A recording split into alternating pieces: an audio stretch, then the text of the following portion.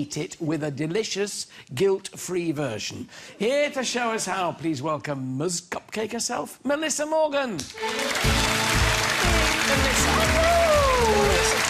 So what's different about your cupcakes? Well, what I'm going to show you is that you can have amazing cupcakes that are free from eggs, free from dairy, free from butter, free from gelatin. So I'm talking no cholesterol whatsoever, and they taste amazing too. Well, they still taste all right. They're not like cardboard. Yeah. Don't you think I know my cake? And of course they do taste decadent and truly delicious. I wouldn't argue with you. That's absolutely true. So tell me, what we got? Some gorgeous-looking ones here. What are they? Oh, I brought some of my favourites with me. Right. We've got, the Ambassador chocolate. And which one? Hazelnut. Ambassador. And a beautiful chocolate hazelnut ganache rolled in roasted hazelnuts. That top's all going to be ice, and that's going to be sweet for you, Alan. And...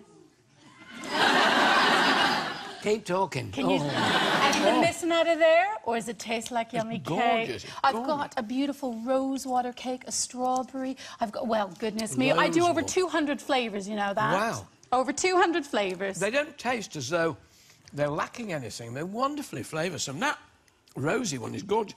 What are you going to make for us? Well, one of my absolute favourites, I'm going to do up a nice Bakewell tart cupcake. Oh, I love Bakewell tart. Do you? Oh, my favourite. They really are. So what I've got here is a beautiful, just about 180 grams of self-raising flour. I'm going to throw in about 20 grams of almonds, is that? Almonds, that's right, all ground up. Because it's Bakewell tarts, almonds, yeah. I got my favourite ingredient here. Sugar. Oh, you better believe it. Because, you know, a little bit of sweetness ain't hurt nobody. I got a quarter teaspoon of bicarb, baking powder, and salt. Throw them on it. Oh, on they all go. And I'm going to mix those together. You do that, Oh, look at me going. And I'm just going to mix, and I'm mixing and mixing. And you've got some very pretty colours down here. What's I've got a beautiful vanilla extract and a tiny bit of an almond extract just to zing it all up. Right. But the key thing I want to show you over here is something that doesn't look pretty, but it tastes good when you mix it all in. I've got a soy milk instead of using a dairy milk, and I've put a bit of lemon juice in there, or you can use a vinegar or something like that. Curdle it. That's exactly what you want to do. What my grandma did back in the day when she didn't have eggs, she would make a nice buttermilk, and that would be a great egg substitute. Oh, right, fine. In she goes. What? Sorry. Like a rather sloppy porridge, really, isn't it? And I've also got about 80 mils of just a vegetable oil here. Oh, there we go. Don't need butter. Just like in a carrot cake or a banana cake you might normally do. Right. Throw those in too. What were they?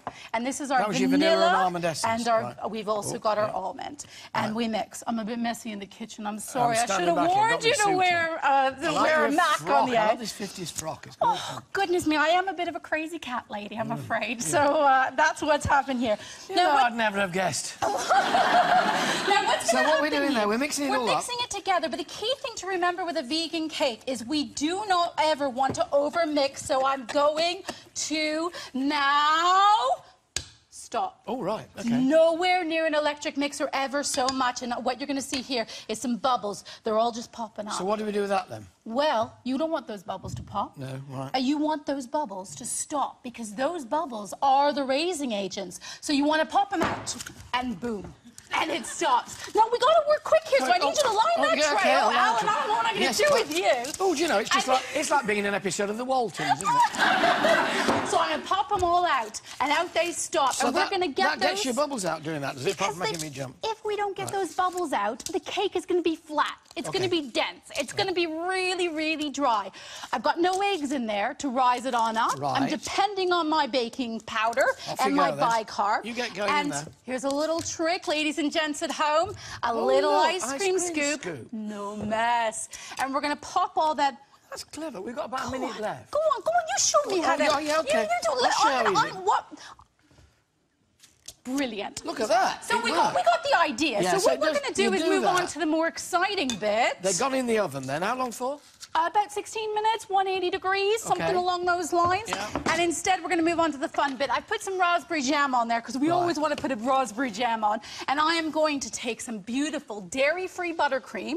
Right. And I'm going to pipe it on there. Oh, that looks disgusting. Oh, I like it. Oh, that's outrageous. But and on that, we're going to finish it off now. Please do one for me there. Let's see who can make a nice bigger buttercream swirl there. Oh, Alan. Oh, my goodness. You sure you don't want to come work in the bakery with me? Ooh, I think I might. Oh, dear. Let them know there's always a way to fix it. A nice, beautiful Oh, look cherry at on that. top, a sprinkling of almonds, and bada boom, we have Bakewell Tart vegan cupcakes. Oh, we do. Fabulous. That tastes divine. Thank you. The details of today's recipe, go to our website, itv.com/Alan. The book is called The Naughtiest Vegan Cakes in Town, and believe me, they are. My thanks to Melissa Morgan, Ms. Cupcake. Thank you. Thank you so much. Now...